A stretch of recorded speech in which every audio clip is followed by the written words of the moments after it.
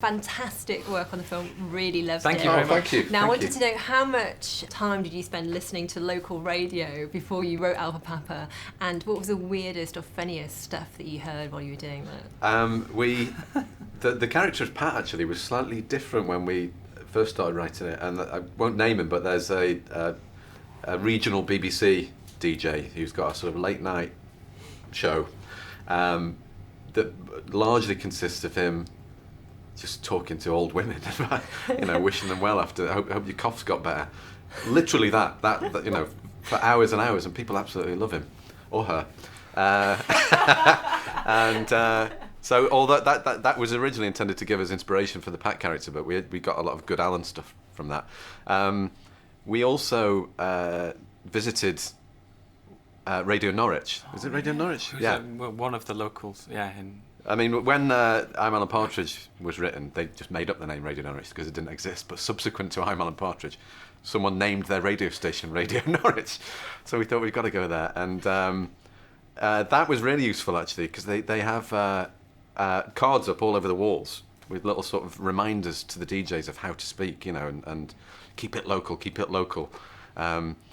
Speak one-to-one with the listener. They would have little timelines around the walls to sort of remind you that if your average listener is 45, then they would have been maybe buying a house in 1989. So you'd put on a song from '89 and say, "Remember this when you were buying your first house?" It's really sort of all of the spontaneity of broadcasting is taken out. So that was really useful as well. We've got in the film, in Alan's radio studio, when the new guys come in and take over with their new sort of American ways, they put up loads of these laminated cards on the walls, much like we saw in but then they're sort of nonsensical things like own the middle and avoid your opinions and stuff like that. Yeah, be relevant. Be relevant, yeah. Obviously, great to hear that it had such an impact. Yeah, it was gold. It was absolute gold. And of course, the world is online at Alan's station that he's working at now. He also is a fan of YouTube and the digital world. You see him in various guises looking at it in the film. Yes. What are your favourite YouTube videos, and which ones provided inspiration for the film? There's a few mentioned in there. And what have you watched recently, and what would you recommend? I really like the... You have to help me out with the detail. The goldfish. What's the guy selling the fish? Oh, no, it's not goldfish. He's just selling fish for a pound, I think. He's got a little song. I think he's at some market in the East End. He's just got a little song that he repeats. It's about buying a fish for a pound. I can't remember any more information. That's useless. I've got one. It's called Battle at Kruger. Kruger. Oh, that's great. And it is some crocodiles. I may have the details slightly wrong, but some crocodiles managed to snare an antelope or something, and then some lions get involved as well. So it's like a three-way battle between these three different animals. It's mental. There's two other great safari park ones. There's one which is there's that bit in Jurassic Park where they is it a T-Rex? They're basically being chased through the jungle in their jeep. There's a YouTube clip which is just like that, except it's tourists, I think in the Kruger National Park again, being chased by a giraffe. And they're going, and so the camera is sort of looking back from the Jeep, and it looks like there's nothing down the road. It starts off and you're like, what's the problem? And then the giraffe just comes around the corner, go on another bend, it disappears, and then it comes back again. It's just this massive animal. It's terrifying. It's very hard for a giraffe to look angry, but somehow it Just very quickly, there's another great one where... again, it's a safari park, and there's this antelope being chased by some tigers, and it just so happens that as the chase is about to cross the road that you sort of drive around to see all the animals, so there are some jeeps on the road, and the antelope, to avoid the tigers, it jumps in the air and it goes through the open window of the jeep and just ends up sitting in the tiger just goes drive. Like what? And lights a cigarette. Incredible. Okay, I've got to check these out now. Enjoy yourself. Spend the day doing it.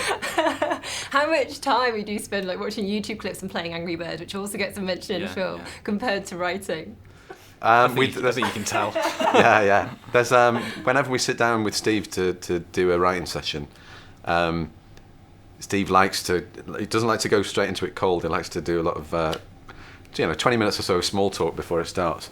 But the small talk is always about BBC4 documentaries or, air crash investigations. So I don't know if that's deliberate, but it just sort of gets you into the Partridge mindset, and then before you know it, you're just sort of talking in Partridge voices. And of course, he's got these oddest facts in his fact of the day in the film, hasn't he? I was wondering, because obviously you talk about all this kind of stuff. What's the kind of oddest or most interesting fact that kind of springs to mind if I ask you that? Well, that's a good one. Weird things. I can tell you that the new Prince of Cambridge shares a birthday with Danny Glover. Oh. And Bonnie Langford. Really? So, there you go. There you go. Now, what was the other fact about that day? Oh, it's 10 years to the day since Saddam Hussein's 2 sons were shot dead. What a day to be What born. a day! What a day! A double celebration. I mean, people would have been celebrating that day anyway outside Buckingham Palace. So it's a double celebration. Now, for the film, there's been a competition to find Alan's new assistant. Yes. What do you think it'd be like being Alan's assistant? What would you bring to the job? Rob's very organised, but I think Rob's got a lot of Lynn in him. Yeah. I'm also a fundamentalist Baptist. And I'm working on the wart up there. Yeah. I'm more of a Michael, so I don't know how long my employment would last. I think if you were to work for Alan, you'd have to accept early on the fact that you would probably have a pay decrease each year rather than a pay rise, yeah. And finally, obviously, Alan in the film is a negotiator for a siege and he's live broadcasting from a siege. How do you guys think you'd do in that situation? I think I would struggle to broadcast without a siege. So I think I'd probably go to pieces. That's why Alan's a hero and I'm not. Yeah. I think I would come alive. Much as I haven't in this interview. If you brought a gun with you. Yeah. It could have been so different, couldn't it? Guys, it's been awesome talking to you. Thanks so much. Thank you very much.